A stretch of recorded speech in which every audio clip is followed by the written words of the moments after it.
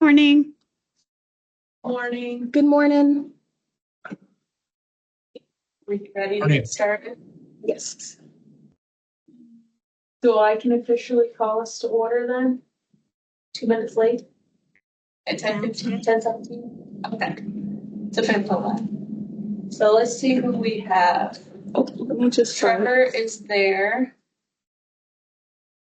I am here, Oh, I can't. +1. And then Branwyn. Yeah. Branwyn's Good morning. there. Morning. Kevin is there. I'm here. You're here, Khalil. Georgina. We have Georgina. She's still out on maternity leave. Can't really hear you, Austin. You can't hear me? I didn't say Now anything. Oh, Oh, That's fine. I thought just nodding along, taking notes. Mildred is here. Jesse. Jesse's not here today Okay. yet. And then Chuck is here. Okay.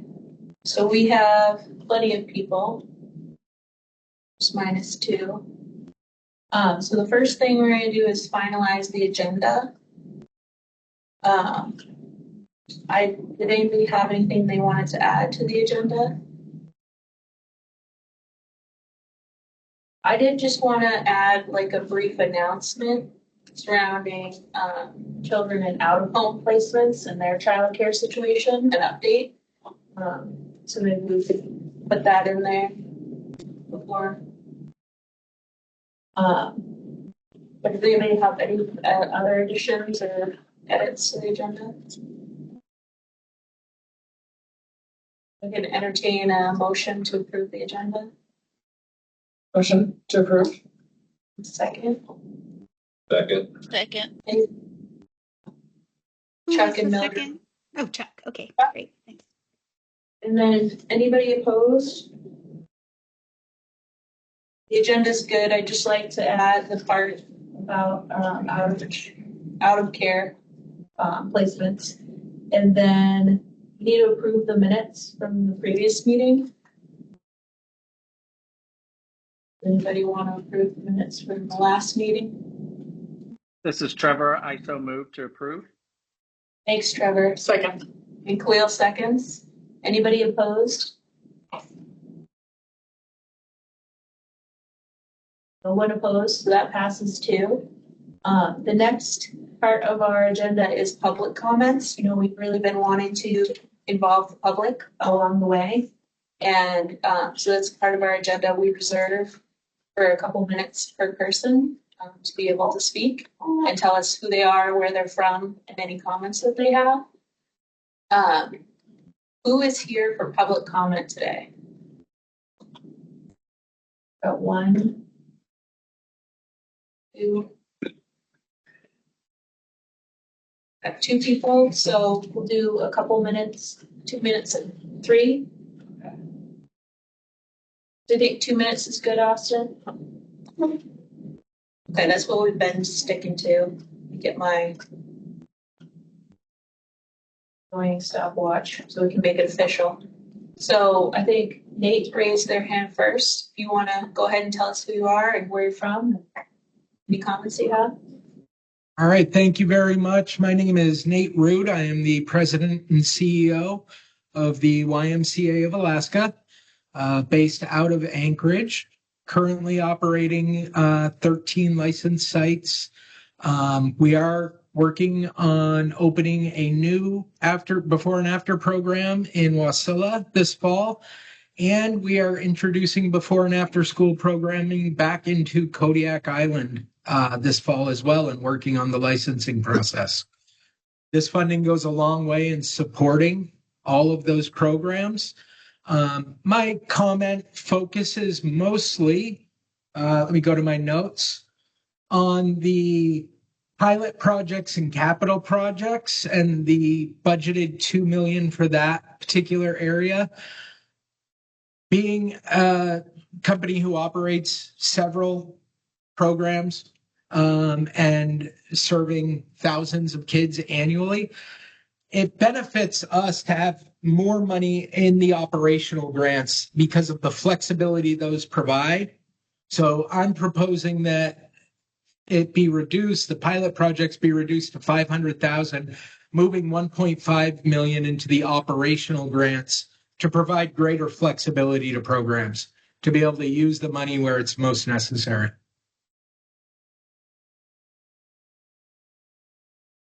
Thank you, Nate.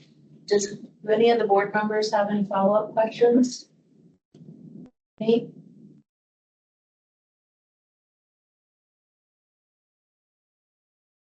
Okay, thank you so much.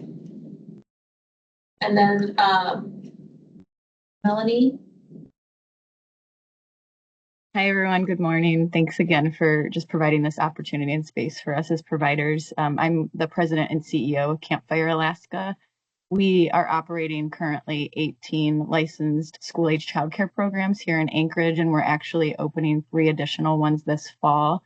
And really, it's very similar to Nate. My same comments here are about the 2026 budget here and really urging the ACE board to look at strategically increasing the childcare operating grants within that proposed budget, both from the perspective of Campfire and just we talk regularly and interact regularly with dozens of providers, and I continue to hear that this is the most impactful investment into our sector right now, and truly one of the only reasons that we're still able to operate in what is a long-term recovery out of the 2020 impacts. I'll just share too that, I think Bright Beginnings publicly shared here in April when they closed that one of the contributing factors was smaller than expected childcare operating grants from the state of Alaska this year. And I believe the sector continues to need investment from local, state, and federal. And while similar to Nate said, investments into pilot projects and capital are important, I believe if we don't invest into the current infrastructure of the sector, we're going to risk losing more programs. So I would also urge you to shift funding from pilot projects and capital to move it into operating grants to allow more flexibility of use for providers. And I'll just share transparently, out of the 18 programs we're operating, we actually currently are evaluating the future viability of at least half of those programs. Over the past 5 years, Campfire's relied quite heavily on childcare operating funds to remain open, but I will share that our reliance on those funds has slowly been reducing each year as we've been able to grow enrollment. We've grown almost 100 kids each year and open additional locations. And so we're trying to grow back that economy to a scale to make it sustainable for our operations and sector, but we're not yet fiscally stable and need continued operating costs to cover that. So I really appreciate all the work you all are doing. I know that there's a lot of hard decisions here, and just again, appreciate you considering that shift of funding. Thank you, Melanie. Any follow-up questions? Board members? Go ahead, Kevin. Kevin, we can't hear you.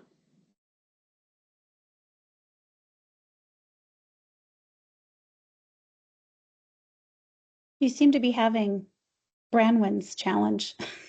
You're not muted, but we can't hear you. Shifted. Does anybody else have any other questions? We can't. Kevin? Maybe pop off and come back. That's worked for her. Does anybody else have any other questions while we're waiting for Kevin? I think maybe he's going to put it in the chat. It looks like he's typing. And then, Chair, if you would just make sure to read the chat. The Muni Legal keeps reminding us that we need to read out everything aloud so that it's part of the record. Absolutely. And I just wanted to, for the record, it looked like Georgina had joined us. Did she fall off? She's there. She's on Teams. Yep, I'm here. Okay, so the question is, you mentioned declining state support. Can you please give us more context on that? How much has the support declined and when did it start to decline? Kevin, thanks for that question. So in 2020 was the first year that the childcare sector started receiving the childcare stimulus grants. And so those were in place 2020 through 2023. And I think the state distributed those really, really wisely. They spread it out over time to really help support the sector during recovery. When those federal childcare stimulus dollars ended, the state of Alaska here in their 2025 budget, they did put a one-time childcare operating grant in, which was amazing because otherwise there would have been zero funding after the childcare stimulus funds. But obviously those funds were 7.5 million last year compared to, I think the year before it was 9.1 distributed. The year before that, it was 45 million distributed. So there's been obviously a decline in federal investment, and the state is attempting to fill some of that gap. Thank you. Then we did have another hand up. I believe it was Christina. Did you still want to do public comment? Thank you. I just wanted to second or third what everybody was saying about adding more for the operational funds, as we are seeing the decrease of state, and we're still learning what the rollout of the federal funds and what the big beautiful bill is going to mean while we're experiencing inflation prices. We were just really, the focus should be on stabilizing our programs as we figure out what this new landscape looks like. An example for us that's really going to impact us is that OCS, or the state, has said that they're no longer going to pay the above costs for above childcare rates for the state for kids in out-of-home placements. And the families who are taking in kids with out-of-home placements do not often have the funds to pay for the true cost of care on top of what the state pays. And so that puts kids even more risk and in having to lose placements because families can't afford the childcare. And so we know that's going to be coming this fiscal year. And so I just really would urge the board to look at using funds for stabilization and operational costs, because that allows us the most flexibility in how to spend the funds. Thank you. Thank you, Christina. Does anybody have any follow-up questions? I think Thomas has a question.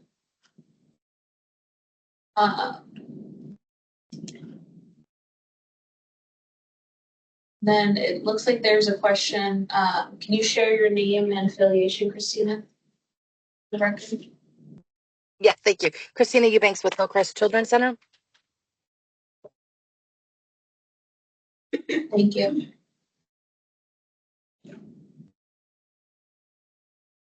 Thank you for all of your public testimony. You know, it definitely helps us to all make, you know, the best decisions that we can. We know that we don't have enough money to fix everything, but to be more strategic with what we do have. So the next thing on the agenda is the budget.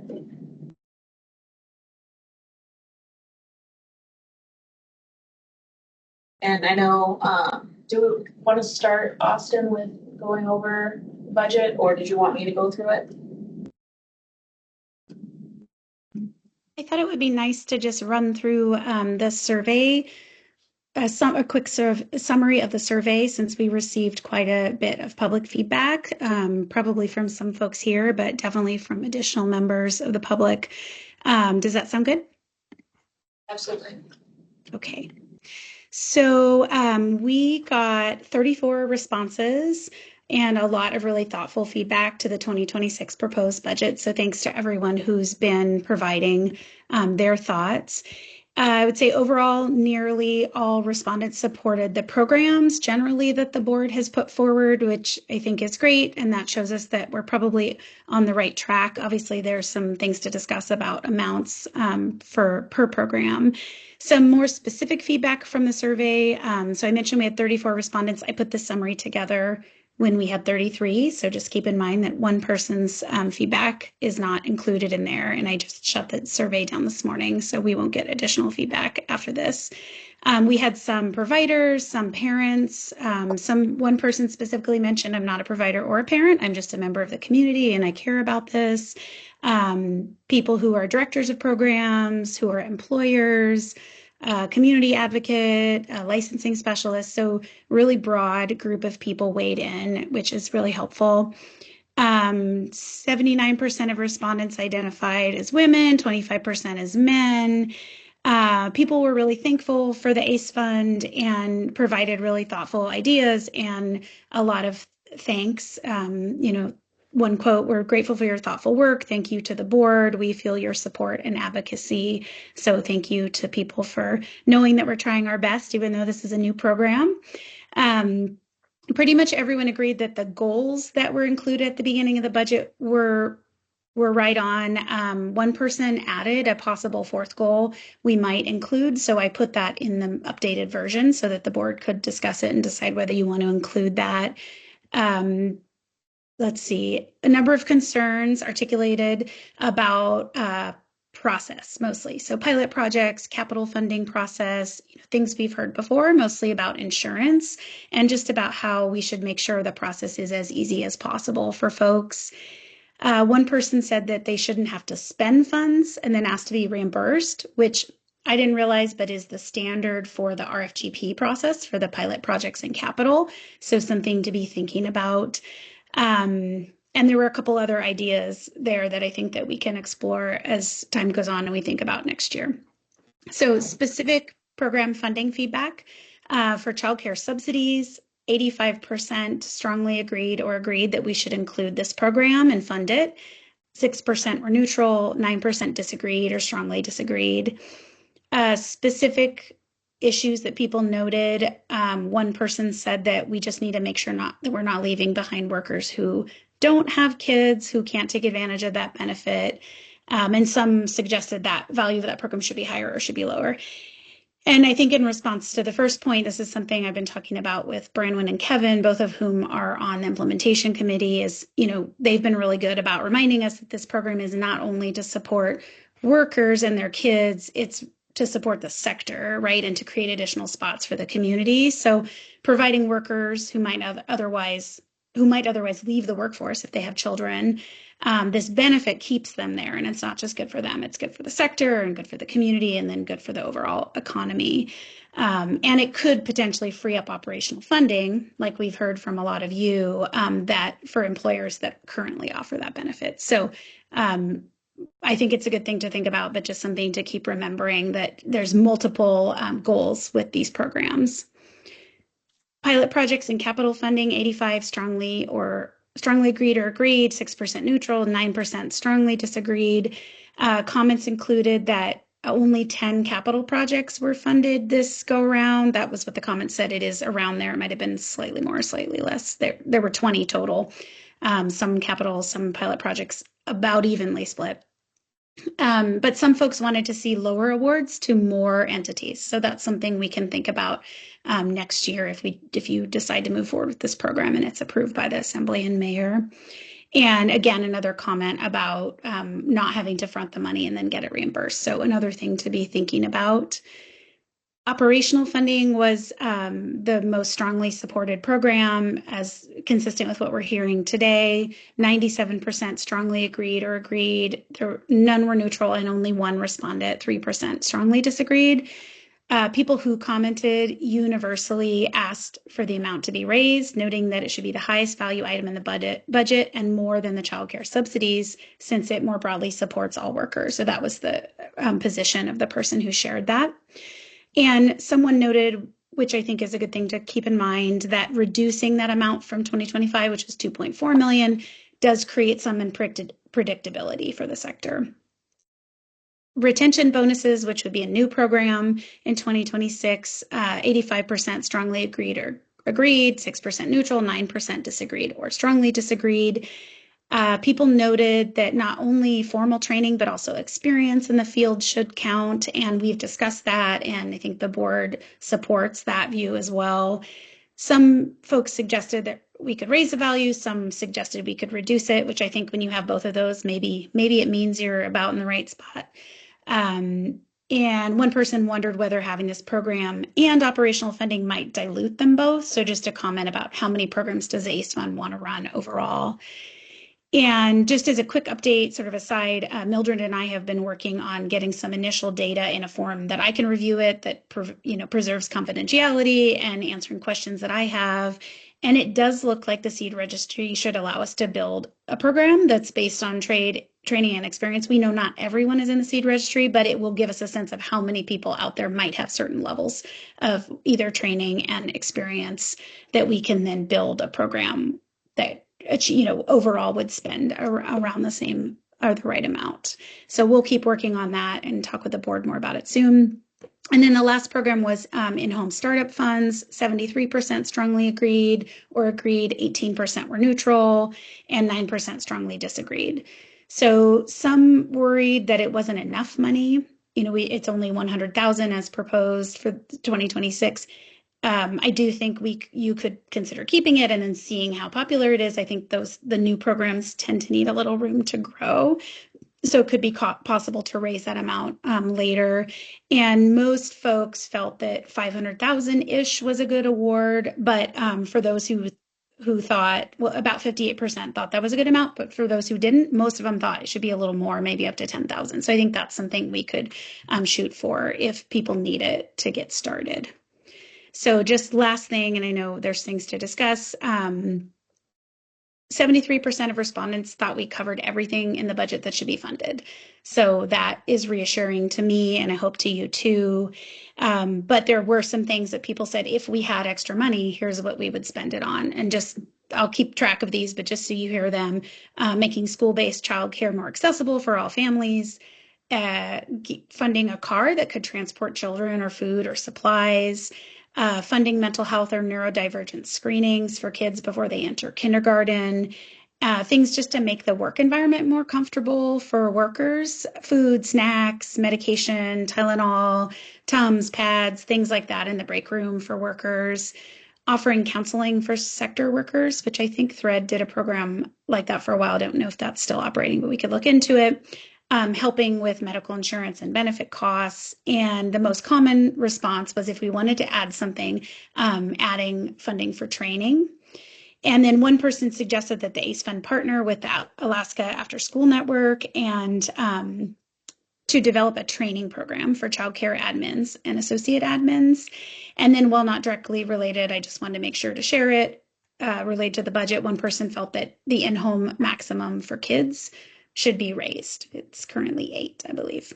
So that's a summary of the budget. I think overall folks supported it, but did believe that operational assistance should probably be a bit higher. So with that, I think I turn it over to you guys. Would you like me to put the most updated version of the budget up on the Teams screen? I think that would be helpful. Okay. We also have it here in person.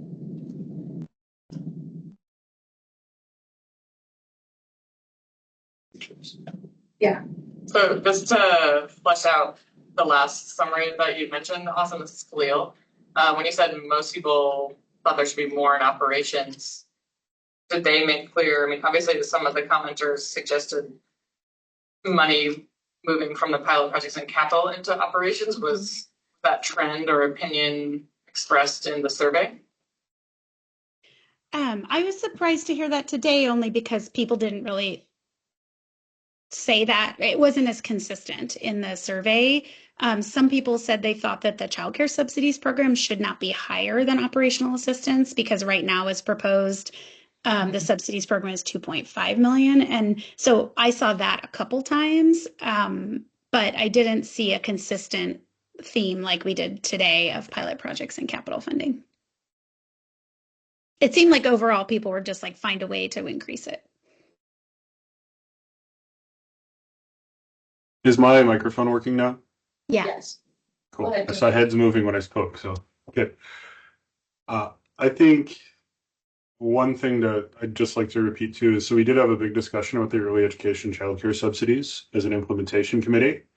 And we came back to, and Bronwyn, please correct me if I get this wrong, that we we saw a difference between thinking about increasing spots and access versus some of these questions about equity, and that those subsidies do free up, like we talked about, operational expenses for other people. Because if you're offering that benefit already, this would be the city effectively taking that burden on for you and freeing up that money for other benefits or other expenditures. So I'm glad to see that that's not where people are asking us to move money out of, because one of the other things we discussed was the importance of that being predictable for families. That if we are providing that benefit to somebody and we are paying a share of their childcare cost, reeling that back next year may be maybe a burden on people who are planning their families and planning their careers around that too.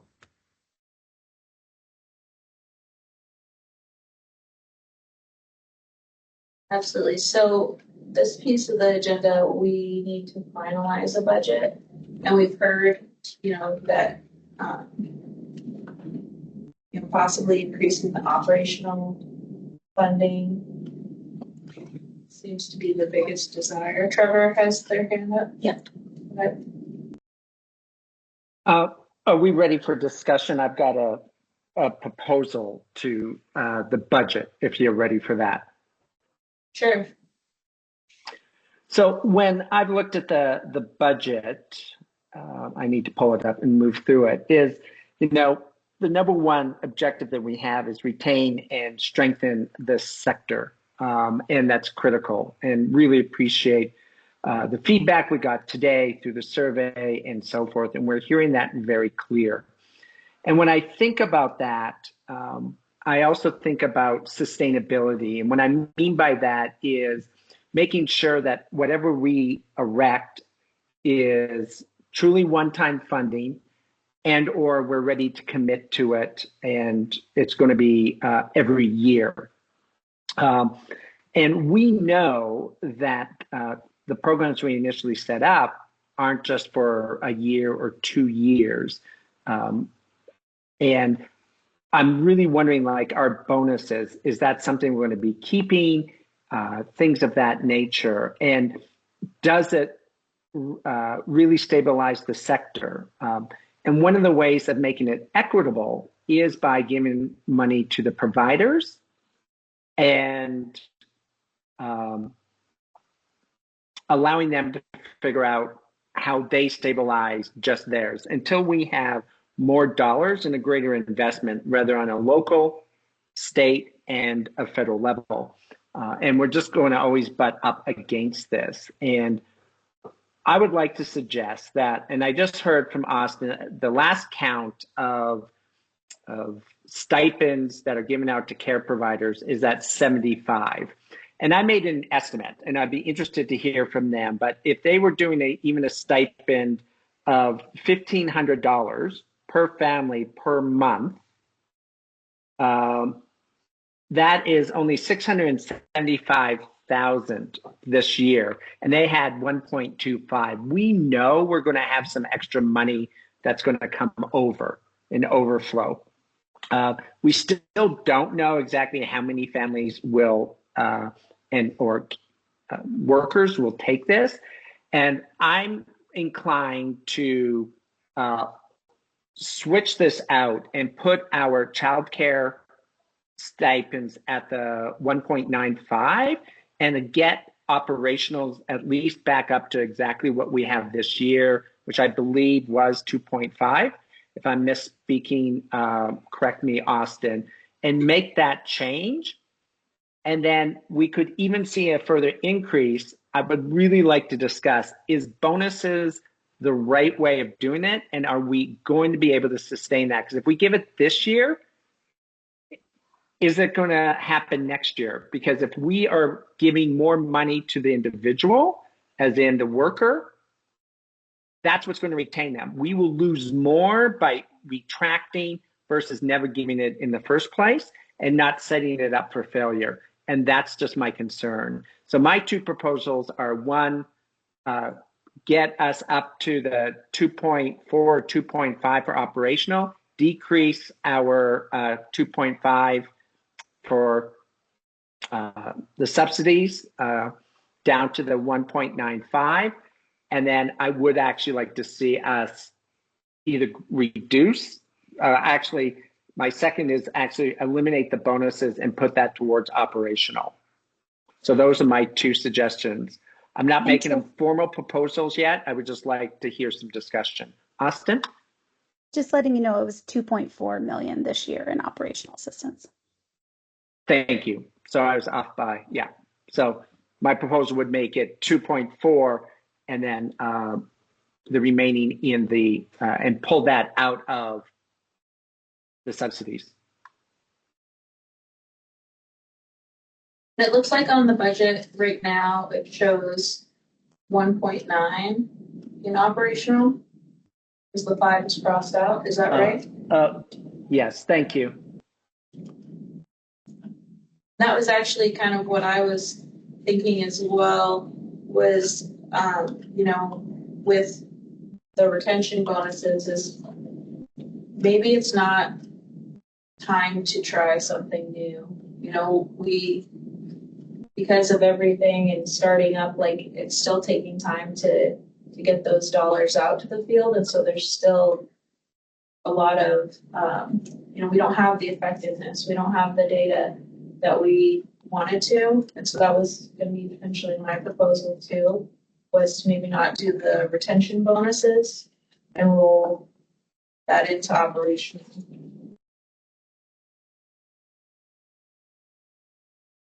Kevin, are you off mute? I am. I was waiting to see if anybody else had wanted to speak before I spoke again. But if nobody else is, I have a couple of thoughts on Trevor's proposal.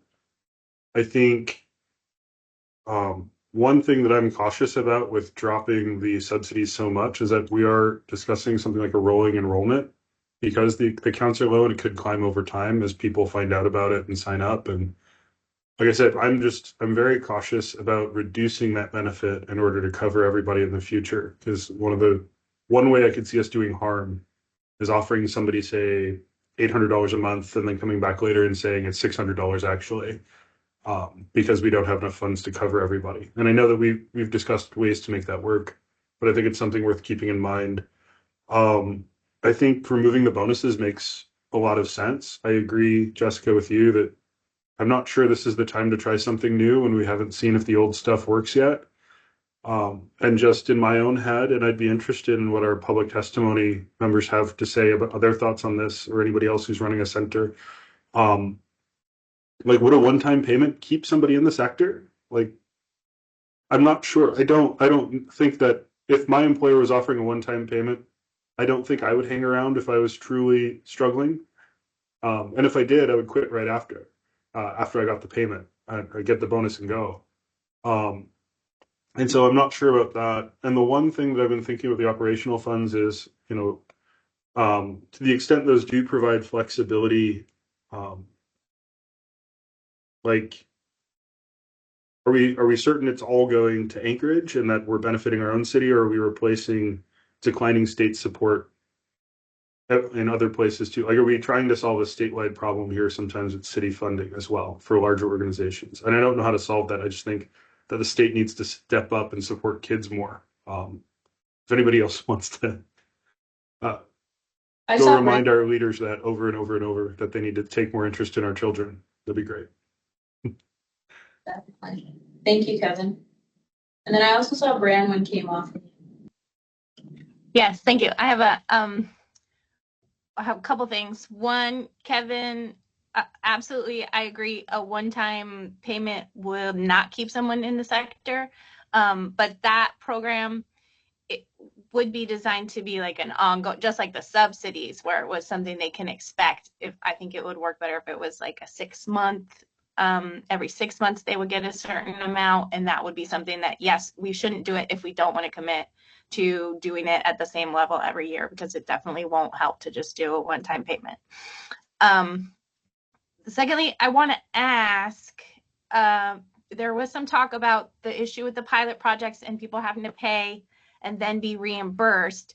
And I want to know, do we think it's likely that we'll be able to address that issue and have it done differently? Because otherwise, I think, and it sounded like that was coming across in the testimony earlier, that would be the most important place to kind of move money from, because it's the least helpful if it's something that can only be a reimbursement. For, like, personally for my program, I wouldn't be able to put the money up front for any sort of pilot project. So it's limited in its ability to really help stabilize.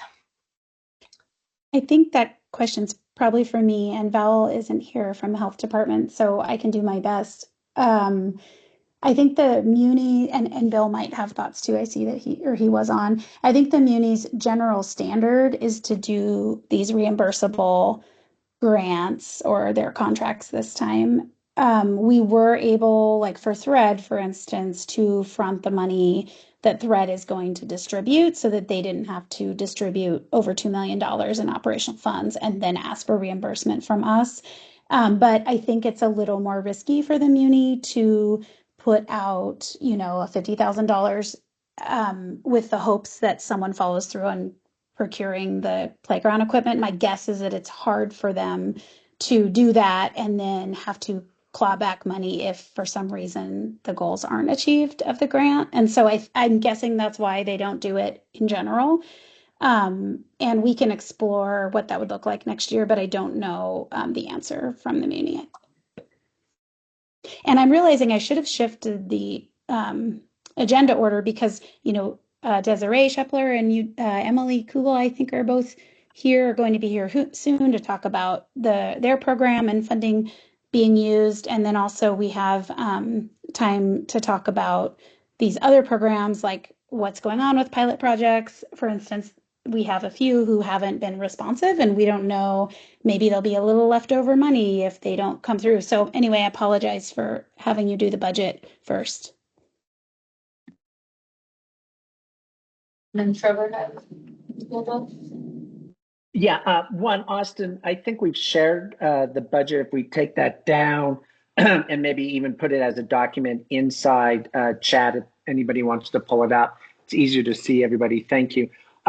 Also, just to answer that question, I think that is the advocacy. So we advocated really hard for others to get those dollars. And what we need to do is advocate around that issue and work with the city of what something would look like. It may not be all money full out, or maybe they have to meet a certain criteria, but I think there is something we can do around that, and that's the role of this board. So I would hate to see us change it with that money, because it was very, very popular and it's helping with a lot of things. And actually, I'm hoping that we can actually use that money to approach, like Rasmussen, to actually match it and also add to it because of the demand.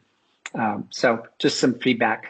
I'm going to put a proposal on the table because I appreciate what people heard. I think we'll have some savings from this year that has, which we'll learn more about, and then we can deal with it in 26. But with what was said is I would like to propose, let me pull up the budget so I'm using the right language, that we remove the sector worker retention bonuses of 1 million and move that 1 million to flexible operational funding to make that 2.9. So it will actually be above what we did this year due to the fact of the comments that we have received on the survey, and both in public comment today and yesterday. Not yesterday, last meeting, my apologies. So that's my motion. Again, my motion is eliminate the sector worker retention bonuses, remove that from the budget, and move that 1 million to the flexible operational funding to make it 2.9 million. And then Chuck said second. Go ahead, Kira. I just wanted to discuss. So I think both Bronwyn and I, when we discussed this last time, were supportive of the retention bonuses, and I still am. So I think I prefer that they stay in the budget. Our first goal listed here is strengthen the workforce through wage supports, benefits, encouragement, and professional development. And I like the way the retention bonuses are structured to try to support providers with getting, access to more training and rewarding their experience. And I think that it is well established that when you incrementally try to invest more in the workers, and there's going to be greater retention, and that is a way to strengthen the sector overall. I also definitely appreciate the feedback from the providers here that we need more in operational funding, and I liked, Trevor, your earlier mention of potentially moving the early educator childcare subsidies, moving a portion of that into operations, or maybe the leftover funds that we're hoping. And then I also wanted to mention that 85%, I thought I heard that 85% of the survey respondents supported the retention bonuses. So it seems like there is public support for this. And then I also wanted to mention to the providers that commented earlier, which I really appreciate. One of the things that we're balancing as the board is what we have heard from the assembly and from the mayor. And I believe we heard from the mayor that they liked the pilot in capital, and that sometimes there have been concern from the elected officials about the operational funding, even though I think a lot of board members are receptive to increasing it, given the need for flexible funds to stabilize. So I just wanted to share the reasons that I think the retention bonuses are a worthwhile investment, and starting a new program. It looks like it was feasible because we thought there was a way to do it through the operational program as well. So to make it more administratively feasible. Thanks. And then Georgina. Yep. I appreciate that point of view. I also think that moving the bonus into the operational funding allows providers for flexibility, in the sense that if they wanted to provide that bonus for their workers using operational funding, they could, right? That's my understanding. But if not, either way, I think supporting that sector in that way seems more beneficial from how the providers themselves have told us. I think I agree with what everyone else had said about moving the bonuses into the operational funding.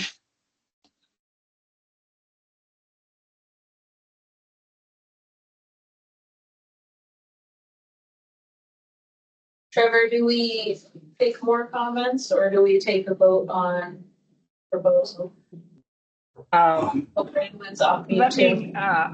I would be open to a friendly amendment, because I hear what's being said.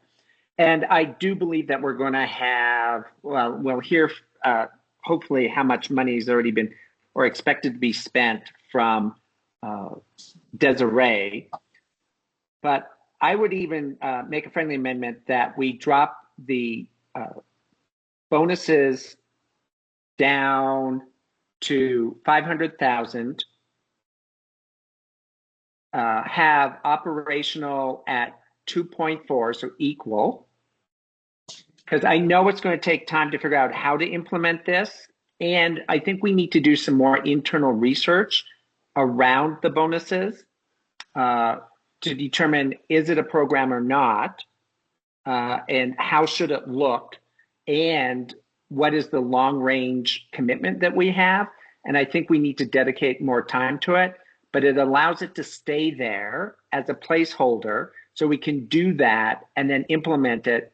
And knowing that there's some savings potentially from this year, we could do a budget amendment and get it up. And I recognize that will take trust that we as a board will do that. But as chair, I am committed to that. So my friendly amendment would be, I actually would withdraw the way we should do this is I withdraw the motion. And I would need my second to confirm, and then I can make a new motion. Chuck, would you confirm that you would pull as the second?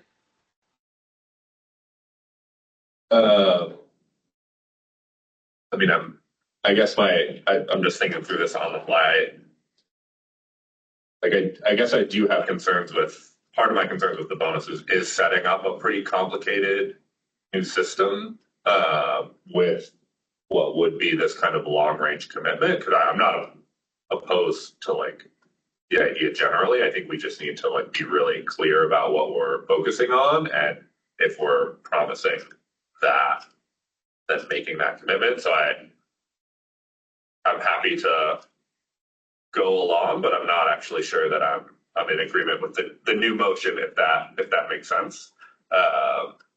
So I will. Yeah, no, that's okay. You wouldn't have to second it. Okay. I will acquiesce to withdrawing the motion. So I would make the motion of, let me pull up the budget. This is always interesting to be able to have this conversation. Reduce the sector worker retention by down to 500,000. Move the remaining 500,000 to flexible operational funding. That would be the motion. Recognizing, with that motion, that the board does an in-depth assessment of retention bonuses and their impact. So we don't move it forward without doing that and making sure that we're in line. Does that make sense? Yeah, I would second that. Trevor, would you be able to clarify what an in-depth when would that be? Is that before we implement in 2026? I'm just wondering what that is.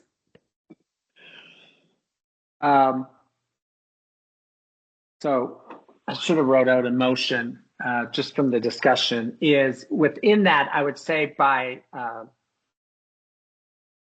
April of 26 that we do, and I don't know what that assessment would be, and I think that's part of our conversation, looking at, it would be interesting to see how it, not how it works in Juneau, but what's the results, because I think that's part of where we're getting the idea from.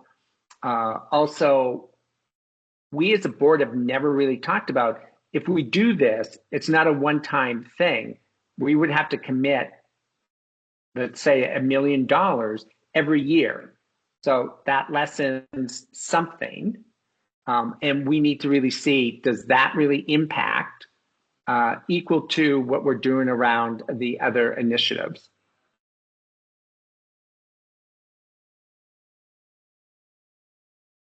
Thanks for clarifying. I'm just hearing a lot of uncertainty. I hear some support, but not like, oh, I know it, and here's the research, where we know these other things do work. And that's why I think we need to have a greater discussion as a board before we move it forward.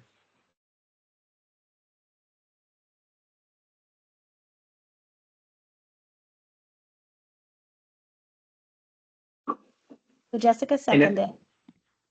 Yeah, so it's open for discussion, and or if there's no discussion, I'll call the question. Sorry, can we repeat the whole motion again one more time? Yeah. Yeah. So the motion is, let me make sure I'm using my right language. Reduce the sector worker retention bonuses to 500,000. Move the remaining 500,000 to flexible operational funding to 2.4. That'll be motion one. I will make a second motion about how we implement, or what's the next step around bonuses. And I'll just note, correct me if I'm wrong, Trevor, but you're saying accept all of the edits made in the most recent version of the budget and then make those additional changes, correct? Or at least the number edits. Yes. Okay.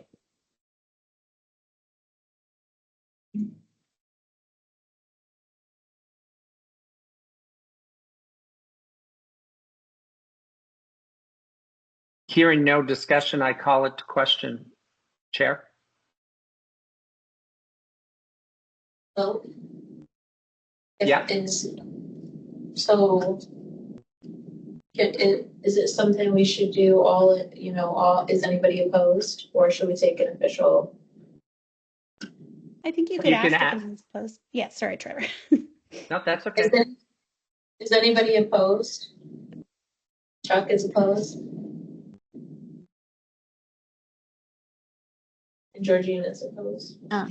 Yeah, I'm opposed as well. So do you want to just do a quick vote then? That might make sense, Jessica, and I'm happy to read people out and if that's helpful for you. So Trevor, are you in favor or opposed? Be in favor? Do we have to officially vote if we did the? Okay. I vote Those yes. things. I would vote yes. Then Branwen, I'll vote yes. Evan, Yes. Yes. yes. And then Georgina, Yes. yes. Mildred, Yes. Georgina, I'm sorry. I thought you said you opposed. Am I saying? I'm confused as to I thought I posed the motion, but if we're officially voting on moving forward, is that on the yes. So okay? we would vote on the motion to Oh amend the yeah. budget. Okay. Yeah. Then no. Yeah. Sorry. So Georgina is no. Mildred is yes. Yes. And Chuck, No.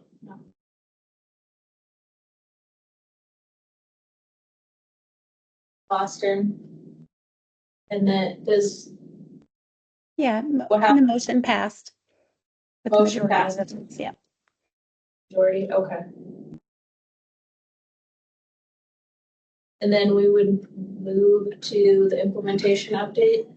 Actually, Trevor wanted to make another motion about how we do, I think, consider the retention bonuses. Do you want me just to repeat what you said, Trevor, which is by April of 2026, before implementing the program, do an in-depth assessment of the retention bonuses and their impact to assure that we want to move forward? Yes, that would be my motion. As a separate motion. Yes. Does anybody want a second? Sorry, Jessica. I'll second for discussion. Little seconds. And then we'll open it up for discussion about study. The effectiveness of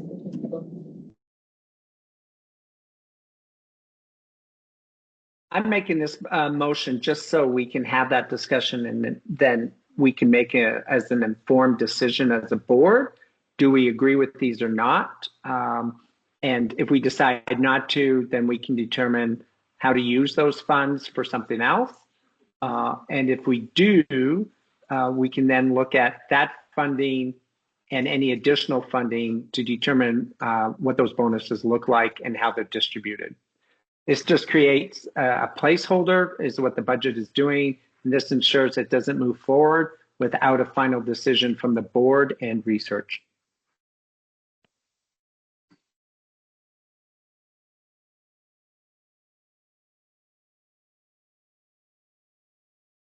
I think it makes sense to make sure that it's effective and that we're doing things that are strategic. Anybody else have any comments? First motion? So Trevor, just to clarify, I mean, you want to research impacts from other states? I mean, I thought part of the challenge of this entire situation is that we're in an imperfect data situation, right? But we just want to gather as much as we can. I think it's seen what other states do, seen any of the data from Juno. I think it would be important to even ask providers, assess them. Will this work? And the workers, like, really make this thoughtful, because I think it's very targeted and but I think that's also part of, we could develop what the research looks like and share that with the larger board and try to make sure that we answer, or best to our ability, answer any questions that board members may have. So when we make a vote, we're making as informed decision as possible. and decide to move it forward or not, as well as talking about, are we committed to this? Because it's not just for this year. When you set up these bonuses, it's like giving a raise. We're going to have to keep them or we'll do more detriment to this sector, is my belief. But we need space to be able to have that conversation. And I don't think we're able to have that today. I agree with Trevor. I wanted to make some comments, but I was trying to wait because I know that we have a tight agenda.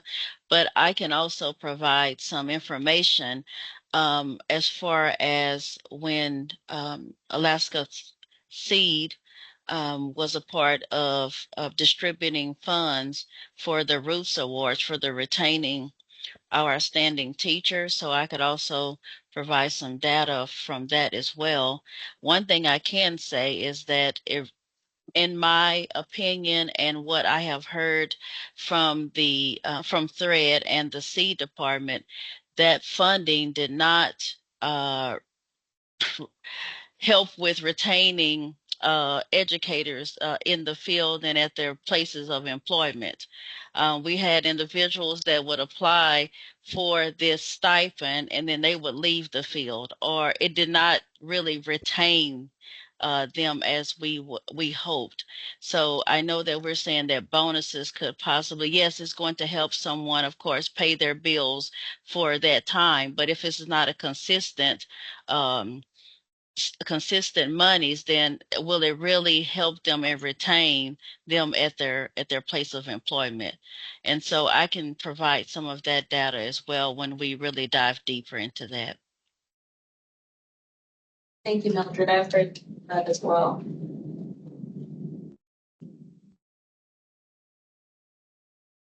So are we ready to call this question? Would anybody oppose motion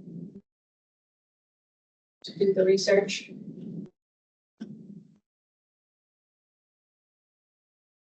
Hearing none, motion passes. Now can we move to the implementation of the program? I want to because we're already a little bit behind schedule, but I guess I just like people to look at the budget and see if there are some edits made. They're small. Really, it's, adding a few little notes based on public feedback or just clarifying notes. And there's a goal at the top. So I guess I'd like feedback on whether people want to add that goal. I assume everyone's okay with the smaller notes.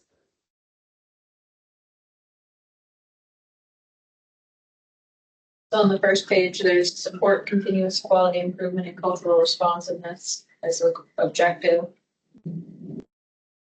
And I guess we could add this, or we could say this is something we want to consider as we develop our strategic plan and think about what we're trying to do. I don't think this has to be here. It's just nice that someone took the time to put this together, and it's very thoughtful.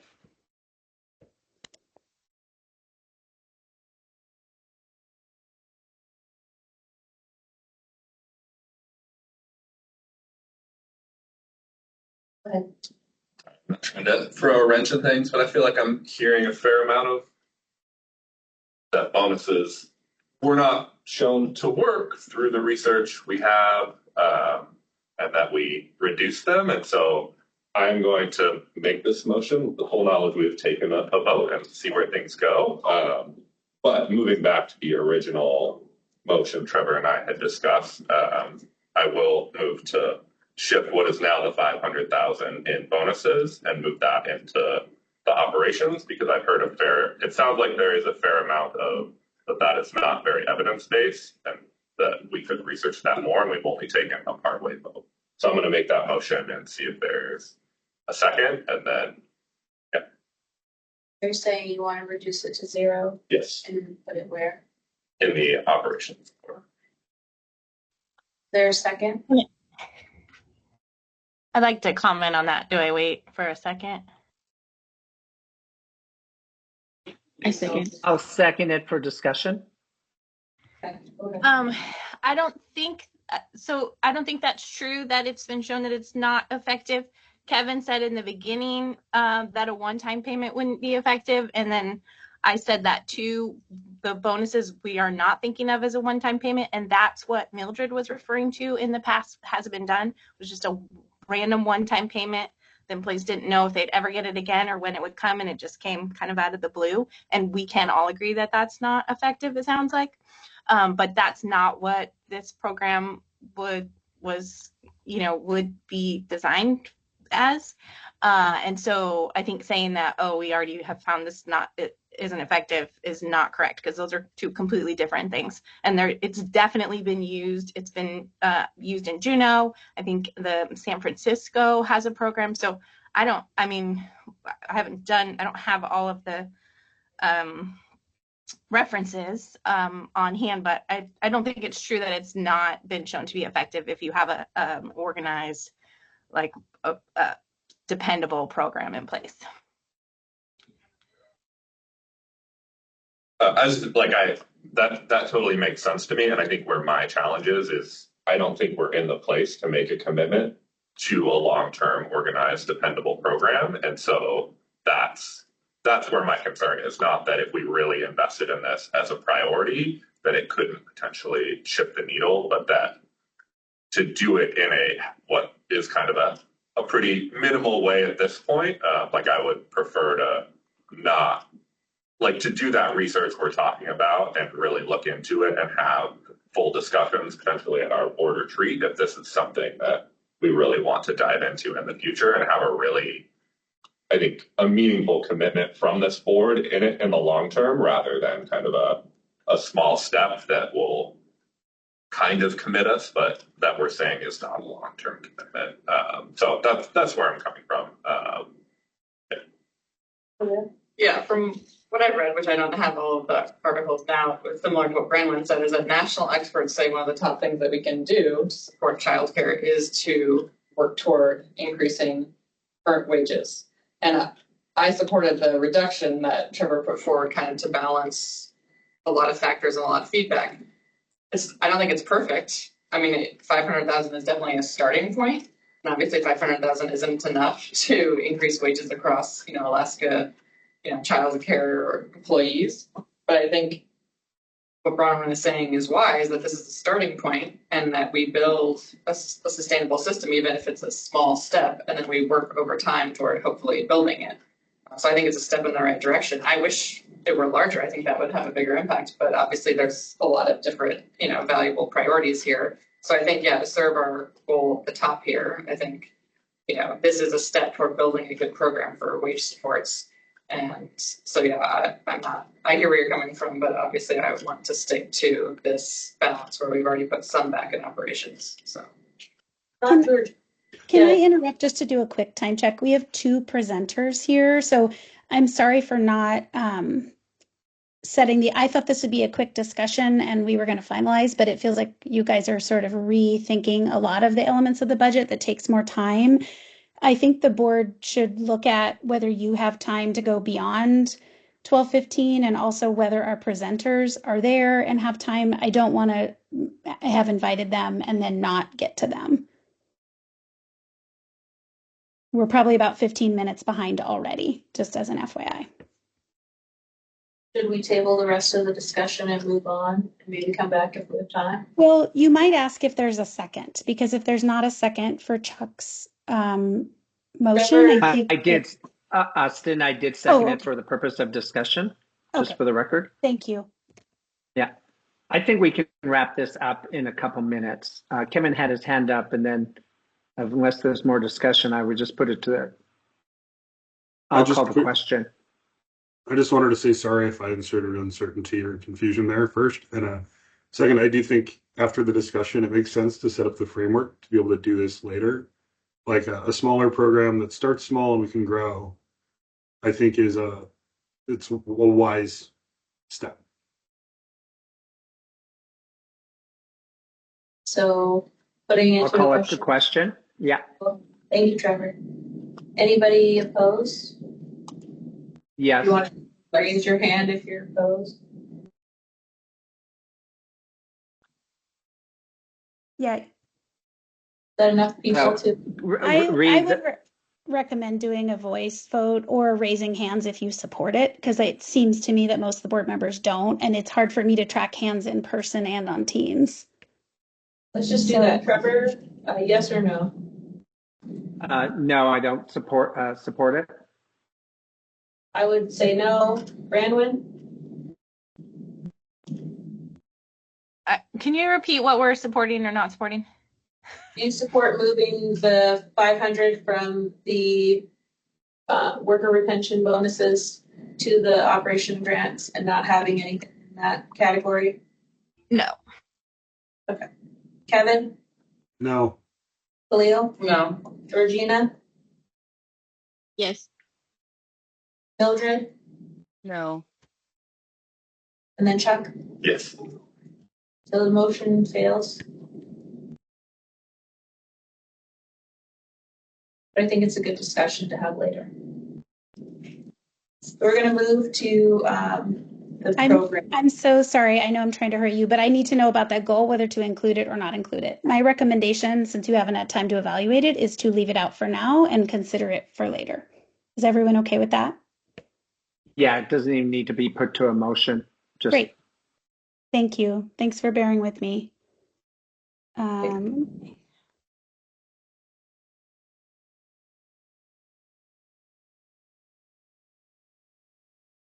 you ready? Yeah, sorry. I have to take notes and try to present. Okay.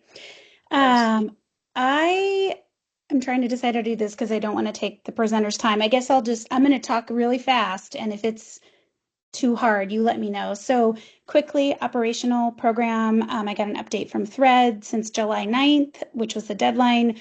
They've been working to process all the applications, including verifying licensing status or American Camp Association accreditation, or those that meet the exempt qualification. They have 175 eligible license programs.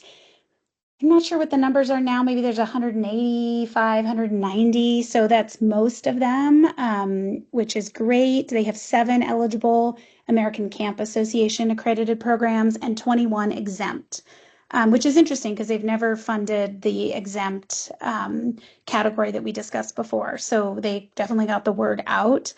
For 203 total programs. They're working on doing some verification for a few of those and working on the formula.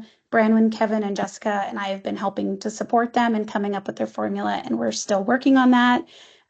They hope that they can start processing check requests perhaps next week and start to have the first programs that were processed get checks out in about 2 weeks. So we're on track to get that funding beginning to go out in August. Quickly, pilot projects and capital funding. Tamaya's out. Val's been doing a great job filling in for her, and both she and Kim at purchasing have been really helpful. We talked about the reimbursement nature of that and how that's maybe something to discuss for next year. Just a quick update of the 20 awarded entities. 11 have the contracts completely final. They're free to begin work. Anchorage Montessori, Anchorage Waldorf Education, Carousel Childcare, Hillcrest, both of their projects, Capital and Pilot, Imagination Station, Kids Corp, Little Bears, Rural Cap Infant Care Pilot, and Little Haven, and the United Way. Of the others, there are most of them that are not final. We're working through insurance. Val and I have started talking in more detail about the insurance challenges and what they are. We'll share that at a future meeting. We don't have time today.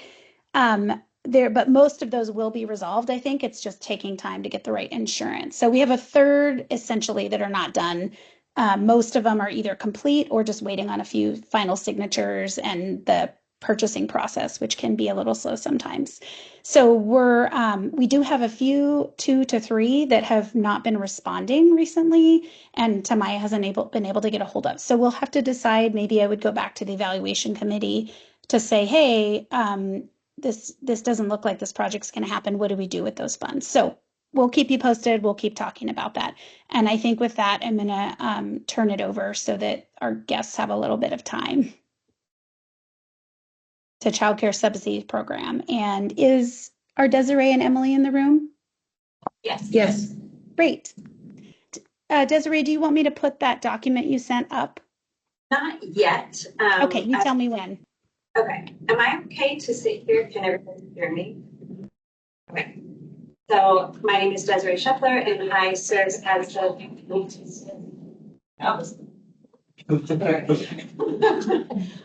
I serve as the CEO of Alaska Family Services, and we're here to talk about the Child Care Subsidy Program.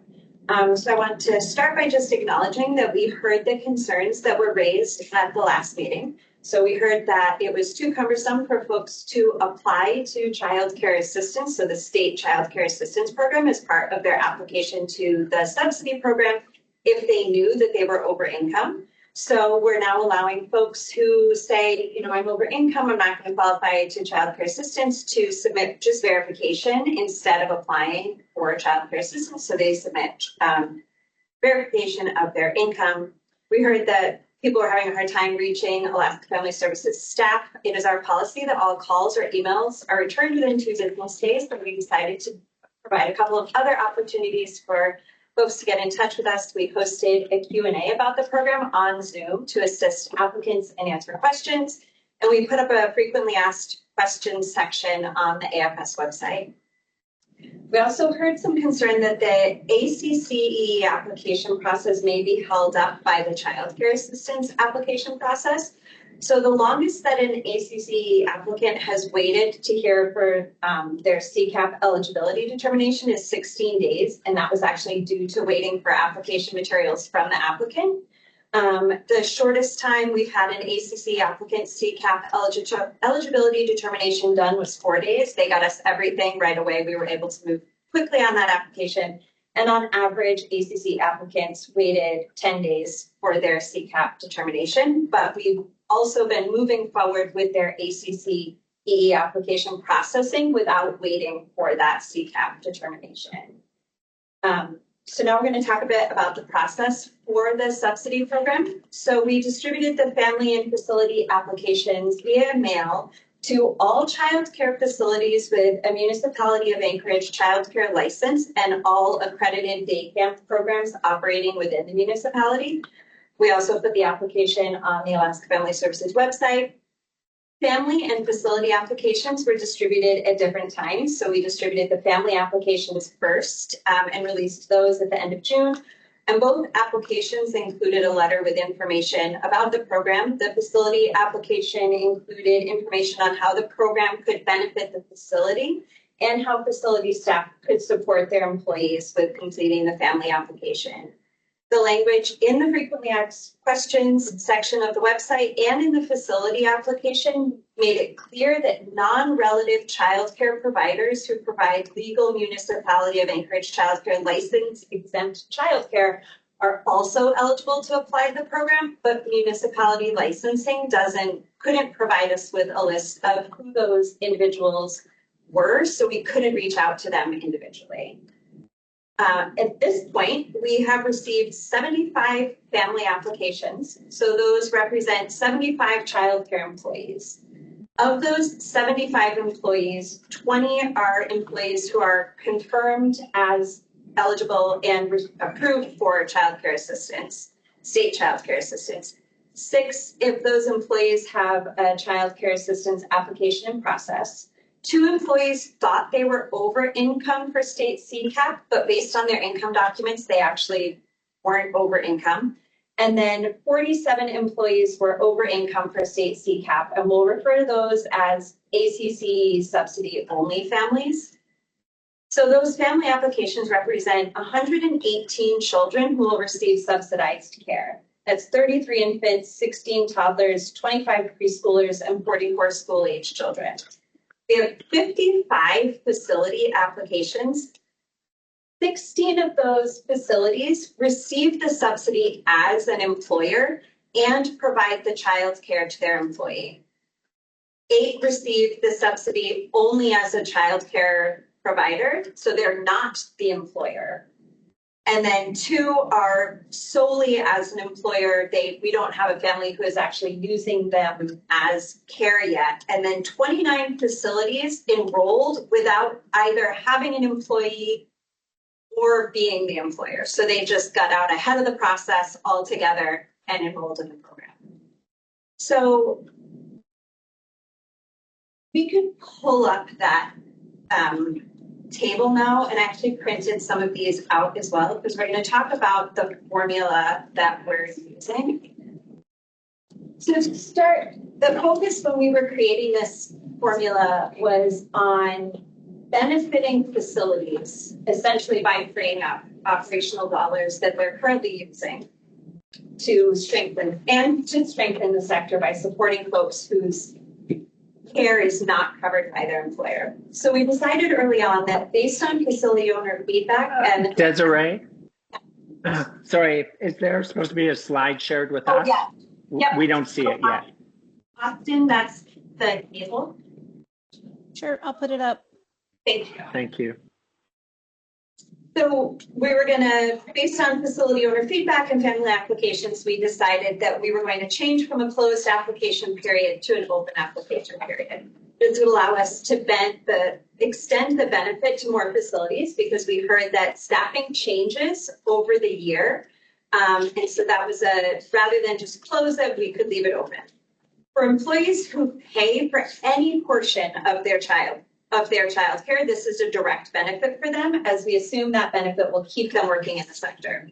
And we know that there are individuals, because again, based on the types of applications we're receiving, there are people whose children receive care not at the facility we work, and they are paying that cost. We assume that this will help us continue to work, or help them continue to work in the childcare sector. For facilities who offer 100% employee discount for childcare, this fund will cover at least a significant portion of that cost and free up their operating dollars for other expenses. We're going to need to start, before I can get into exactly what this formula means, we're going to start by defining the state rate. And we're defining that because that state rate factors into both families who receive a childcare assistance subsidy and families who only receive the ACCEE subsidy payment. So the rate that state child care assistance program pays by state, region, facility type, and the age group of the child receiving care is the state rate. For the sake of our conversation, when we're talking about the state rate, we mean the rate state child care assistance pays for licensed centers in Anchorage by age group. So for employees who receive child care assistance, the ACCE subsidy will pay their child care assistance copay plus $200 per month per child. So CCAP copay is determined by state child care assistance based on a family's size and their income. The average copay, CCAP copay for ACCE subsidy families is $386 a month. The highest copay a family receiving the ACCE subsidy has to pay is $688 a month. The lowest is $80 a month. The average number of children in care for these families is 2. So that is an additional $200 per month per child. And that's meant to bridge the gap between state rates and the average of what we know facility costs to be.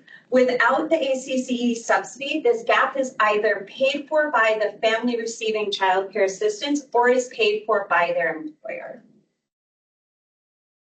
For the ACCEE subsidy only families, the subsidy will cover the cost of child care at 75% of the state rate. So I have a table there, what exactly that means. The example being, if it's $1,135 per month, 75% of that state rate is going to be, for an infant, 75% of that state rate will be $851.25. We went with 75% of the state rate to ensure that we could continue to accept applications for the remainder of the year without having to decrease subsidy payments for those who are already receiving the benefit.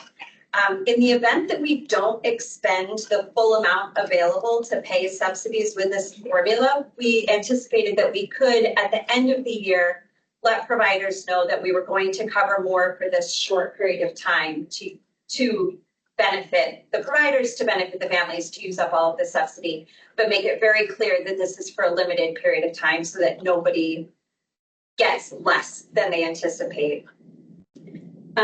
Again, the cost of care currently is for most employers. If their employee is receiving care at their facility, they are covering most, if not all, of this cost already. So even 75% of state rate is going to be a significant benefit for them. With this funding formula and the 75 family applications we've received, you can see here the subsidy will cover $78,237 a month. That's $469,424 for 6 months, and over the cost of a year, if we received no other applications than the 75 we received, that would be just shy of $1 million. So next week, we expect we're gonna begin mailing enrolled facilities their corresponding family eligibility notifications along with the facility payment request form, which will include instructions for how they'll complete the form and get paid. We anticipate facilities will begin submitting their payment request forms for processing very soon. September, we're going to start distributing payment checks to enrolled facilities where childcare is or has taken place. And in September and October, we're going to work on the survey for participating childcare employees, childcare employers, and facilities without participating employees, but where care has taken place. And we're looking forward to working with the implementation team to make sure that we're surveying for all of the information they want us to receive. Once we know what the program will look like moving forward, we're also excited about the potential to work with THREAD to use this as a tool to potentially recruit new folks into the childcare sector. So what we see right now is, and what the survey will hopefully get at, is what does this look like as a tool for folks who are already working in the sector? But we actually think that this could be a really neat way to recruit additional people into the sector, as childcare is expensive. And if there's a way that they can cover that cost, even if they're not making more than they would working in a different field, it really could benefit them to move into childcare. Any questions? I went through that really quickly so that I could get to the any questions part. Yeah. Okay, so I'm trying to catch up. Yep.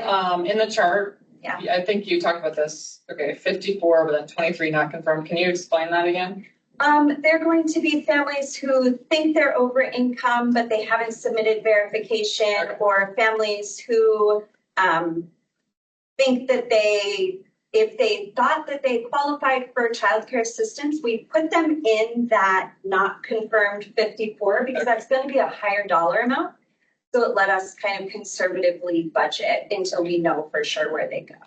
Okay, so they're most likely in this category, but there's someone high. Yes. Yes. Okay, that makes sense. Thanks. Mm-hmm. Any other question? Yeah, I talked so fast thinking that there'd be a lot. Desiree, this is Trevor. Hi, it's always good to see you and hear you. Appreciate what your team has been doing around this. Can you explain that $200 a month per child if they're already getting? I was a little confused of why we have that plus 200. Could you walk me through that again? Yeah, so we know that childcare assistance, state childcare assistance has their state rate. Without Emily elbowing me, I will say every family pays something more than the state rate. So every family who is enrolled in state childcare assistance has their copay to pay. And then there's this additional cost. For some families, their childcare provider is their employer, and their employer says, we're going to cover that portion or some of that portion. But not every individual who's working in the childcare sector has their children receive care from the place where they work. So in that case, they're going to be the ones putting up the difference between the state rate and what their childcare provider bills them. So that extra $200 a month is meant to cover that cost that's above and beyond what state childcare assistance pays, whether that's currently being paid by their employer or being paid by them as an individual.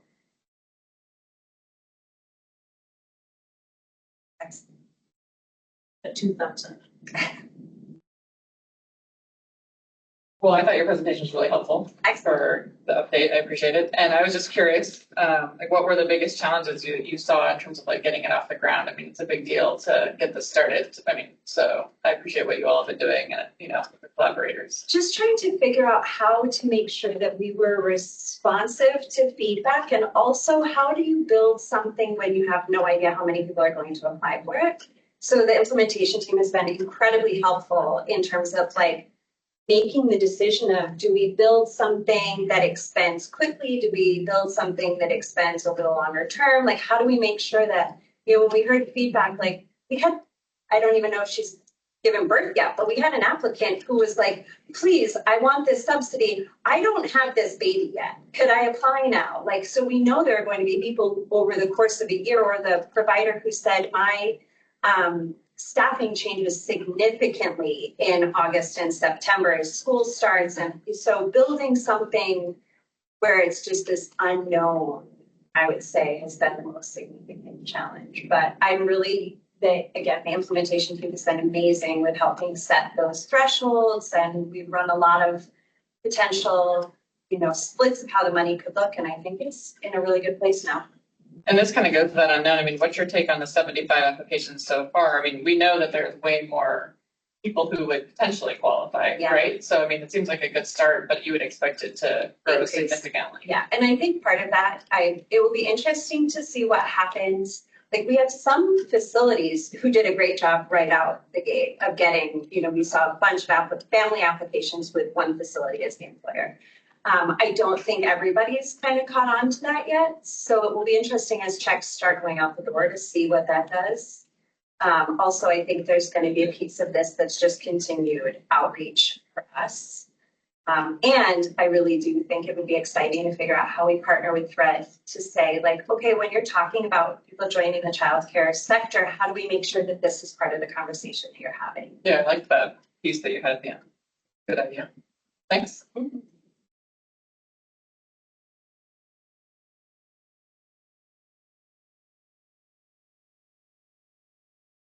So are we ready to move to new business? Or we have another presentation. Another presentation? Yeah. Austin, you want me to pull up the presentation from John? Or do you have it?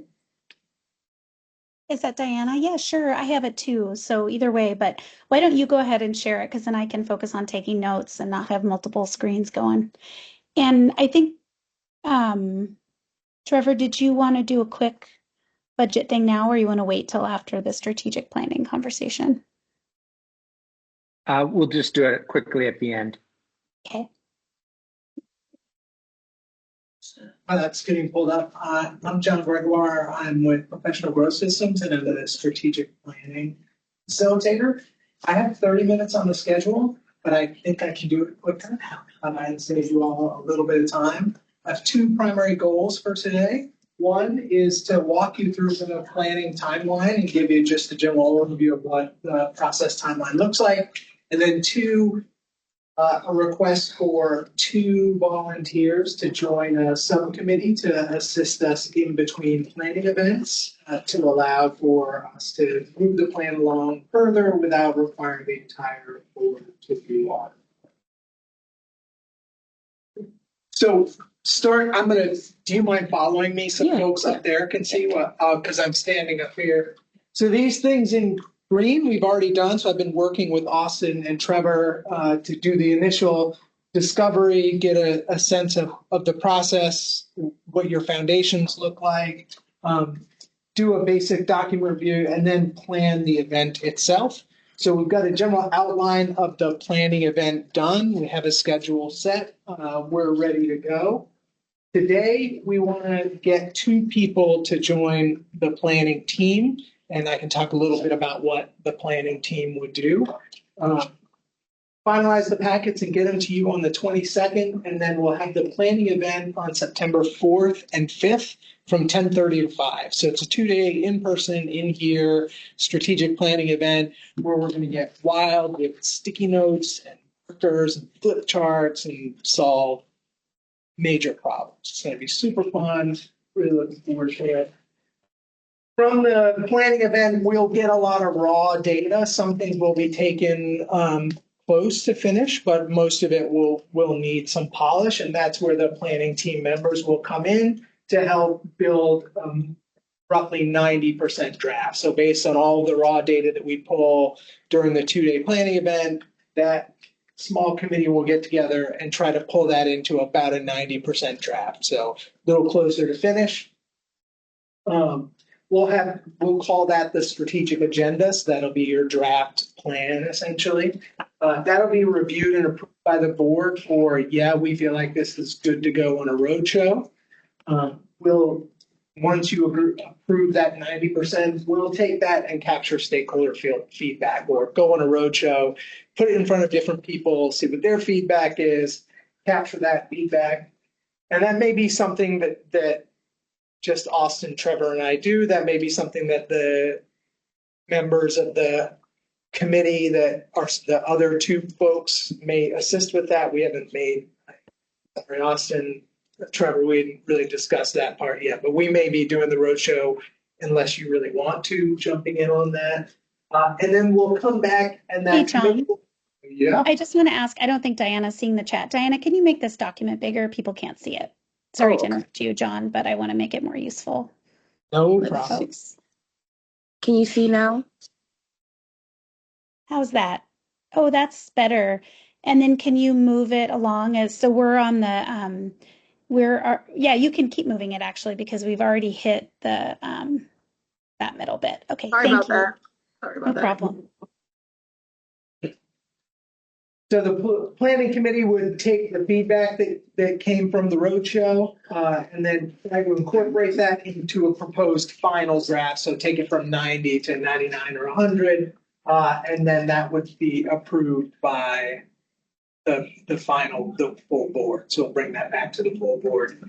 During this process, we'll have a concept of what implementation planning may look like. So depending on what types of projects come out, we may do detailed implementation plans, or if the projects come out are really broad-based and don't require that level of detailed implementation planning, we won't necessarily do it that far. We'll have a standard report. So that's something we'll design and develop and bring before the board for that final approval, that this is what the implementation process will look like. If there is an implementation planning process, we'll do that sometime in December, as well as develop public-facing marketing collateral, announcing your strategic plan to everybody. And then the plan will launch January 1st, 2026. So that's the timeline. Lots of stuff to do. It's going to go by much quicker than it sounds. Any questions about that?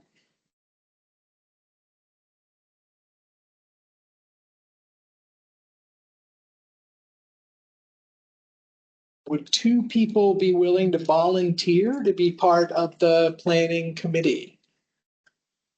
Can you share a little more detail on what that actually means? Like, is that a few additional meetings where we're meeting to talk, or are we like drafting things? Like, what? It's a couple additional meetings. There could be some work in between those meetings to just process data and give drafts, recommendations, but the idea being that we're going to walk out of the retreat with all this raw data. We don't have enough time to take it to full. So that committee will then sift that down and try to come back with a proposed, say, statement with more detail, take that raw material and filter it down a little bit so that we can bring back to the board something that's closer to finish.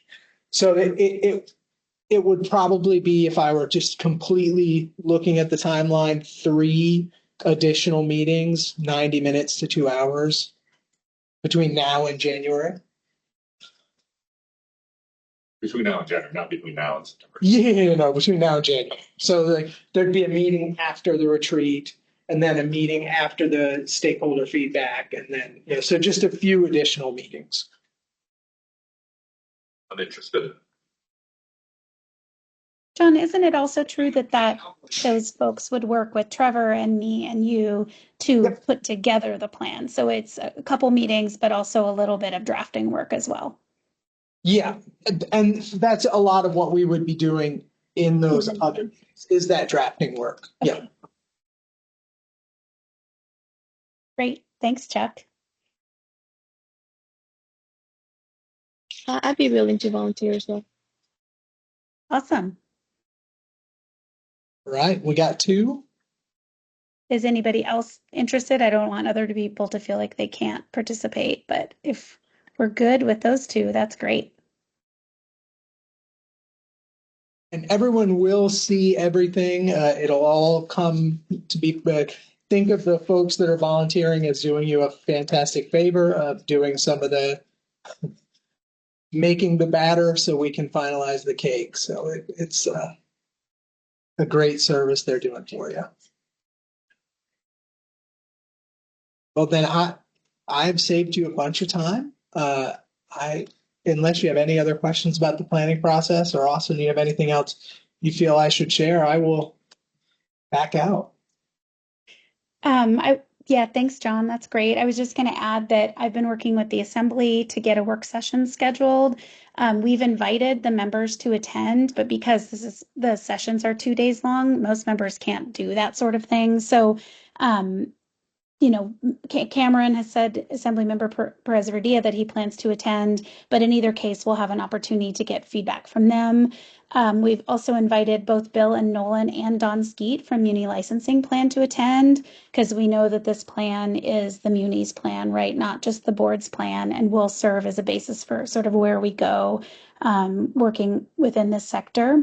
And then Trevor and I have invited a number of partners, including a school board member and a lot of different organizations. You all have seen the draft list. We've added a couple more, but we've gotten a number of confirmations and looking forward to working with our broader community and Muni to figure out what we're doing over the next 3+ years. Fantastic. And I think Jessica jumped on but stepped out. She's on her way to an appointment, so I will take over leading the meeting. Anything else on strategic planning, Austin? I want us to go back. We had so much budget discussion and amendments of change, but what we didn't do is just also approve the overall budget. So let me quickly share. And thanks to Chuck, he reminded us. Yeah. Hopefully you can see my screen. What I did was quickly, I showed what was previous. This was what Austin shared out. This is what's now proposed with the change of that amendment, which was taking 500,000 out of here and putting it up. I want to say this is correct. Austin, can you quickly look at it and make sure I did that? Looks right to me. So I would somebody was saying something? I thought that if you move 500,000 to operations, that instead of 2.4 be 2.5. Oh, I think it was originally 1.9, not 2 million. Oh, is that right? It was. Yeah, Yep. that was my you. incorrect math of assuming it was 2.5 from last year. So But Trevor, I added in that the confusion. third line, that column previous should say 1.9. That's what Khalil's saying too, I think. The third, yep. Sorry, yes. Thank you, Khalil. See? And Chuck or Thank whoever you. else called that. Yeah, you're correct. Sorry, I did this quickly on the fly, so good eyes. Oh, looks good. Okay, I would entertain a motion to approve the proposed budget, which is in yellow. And incorporates all of the edits sent to you by email, except for the additional proposed goal. I would second. Thank you. And who made the motion, Khalil? Or did I accidentally make it? I'll make the motion. Thank you. Great. Anybody opposed? Speak. I can't see everybody because I'm sharing my screen. Hearing none, it passes unanimous. Thank you. And I just want to say thank you all for that very robust conversation. There's a lot of passion about this and trying to figure out how best to use, it seems like a lot, $5 million. But when we look at the scale of what we're trying to do, it's not. And just really appreciate it and really appreciate the feedback we're getting from the community. And I think that's really just shows how important our transparency is and how it then feeds into the overall work that we're doing, which I think hopefully everybody knows kind of a little bit on the strategic plan. We're also inviting a vast number of people from the community leaders around the sector to be in the room with us to really make sure that we are not working within a silo or a bubble, that we're really getting some great feedback and how do we move our work along. So very, very exciting. Austin, I don't have the agenda in front of me. Is there anything else? No, we just have a placeholder for member comments. If anybody wants to share anything, feel free. I'd also be happy to put up the strategic plan invite list if people want to be reminded and see who's confirmed, or if there's anything else you want to do in the 15 minutes we have left. I will just share the announcement. So if we all remember, when we brought Austin on as a contractor, it was for 1 year. It hasn't been a year. Contract ends either March or April, one of those months. It will come by fast, and I'm hoping that, and our goal was then to bring somebody on. And my goal is to see somebody on, so there'd be a few months of overlap. So I've already sent out an email, involves Khalil and myself, and reached out to Bill because we were, and I need to include Jesse. I knew I was forgetting somebody. I'll resend it, but I'll have the hiring committee come back together and start working through that process, because it will take time to make sure that we have some overlap and find a good candidate. So I just wanted to let folks know that I'll be moving that committee along. If anybody has any questions, let me know. Any other announcements or comments from board members? Just a quick question on the partners, which I don't have in front of me, but did we invite anyone who served on the state task force? I didn't do a cross reference, but I believe, like, I know Stephanie from Thread is there, but I'm not sure who else. Austin, did you send out to the board the list of who we invited? Sure, yeah. I think that's the only person where there's overlap. A lot of the folks some of the folks who were invited are not from Anchorage, obviously.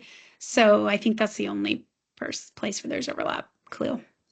And we do have state people. They weren't on the task force because that was the commissioner, but her support staff that was overseeing childcare, they're involved, just so you know. Kalia? Okay.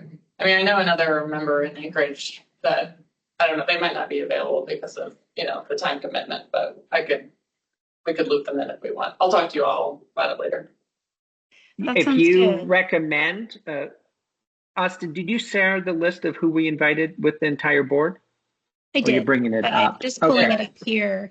One person I just thought of is Kim Hayes, who works for AFL-CIO. She's in Anchorage and she was on the task force. I could cross-reference the list, but if you have specific ideas for invites, I think we're open. Kim was the person I was thinking of in Anchorage. Okay. Yeah, I could extend. It'd be good to have that perspective. Thank you. Great. I can take this down unless anyone else, if people are looking at it. So we have. And again, we were trying to have a cross section without, it's not try to get input from the entire community. That's a larger discussion and a different process. But I thought that we brought in a good cross section of individuals of expertise, funding, and relationships within this sector. But if there's somebody that you think that we need to include, please let us know. Let Austin know. And there's always room for a couple more folks. Great. Anything else? All right, as much as we got behind, I think Desiree talked so fast, she caught us up, which was great. Yeah, it was great to have them in the room and see that progress. Seeing 75, that's a great start. Okay. All right. Entertain a motion to adjourn. Motion. Thank you. A second? Anybody want a second? Thank you, Bronwyn. All right. It's passed. I know it's unanimous. Thank you all. Have a great rest of your summer. Thank you. Bye, everyone.